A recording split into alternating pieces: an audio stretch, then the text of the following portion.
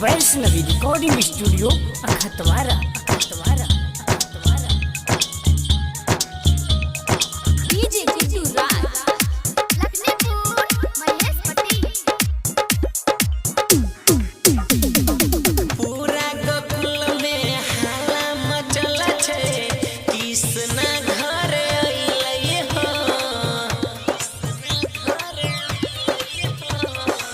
पूरा गोकुल में हाला मचल छे, कृष्ण घर अइले हो। पूजा करब हमें पूजा करब, जन्माष्टमी में पूजा करब। पूजा करब हमें पूजा करब, जन्माष्टमी में पूजा करब।